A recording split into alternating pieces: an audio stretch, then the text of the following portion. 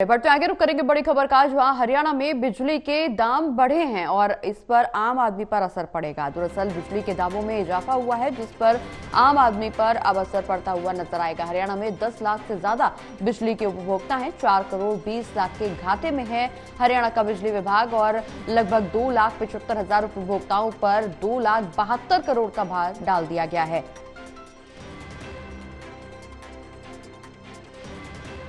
आपको बता दें कि 2,75,000 उपभोक्ता हैं और 2,72,000 करोड़ का भार इन पर डाला गया, चूंकि बिजली विभाग हरियाणा का घाटे में है और ऐसे में 10 लाख से ज्यादा बिजली के उपभोक्ता हैं, जिसके चलते 4 करोड़ 20 लाख के घाटे में हरियाणा का बिजली विभाग जाता हुआ नजर आ रहा है।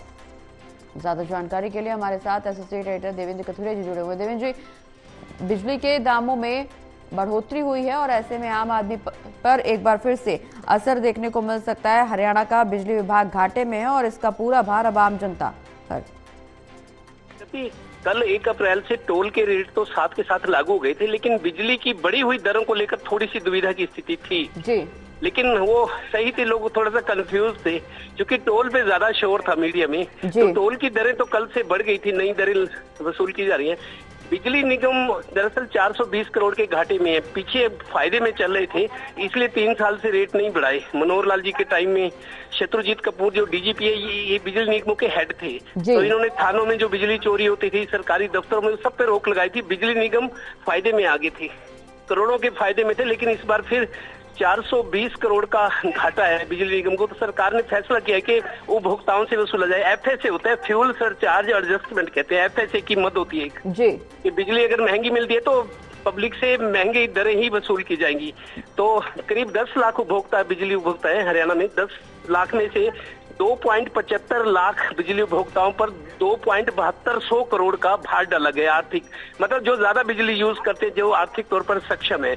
तो पौने 3 करोड़, करीब पौने 3 करोड़ उपभोक्ताओं से 2.72 करोड़ की वसूली की जाएगी नई दरों के जरिए। सब पर बोझ नहीं पड़ा, तो बिजली निगमों का घाटा अभी भी रहेगा।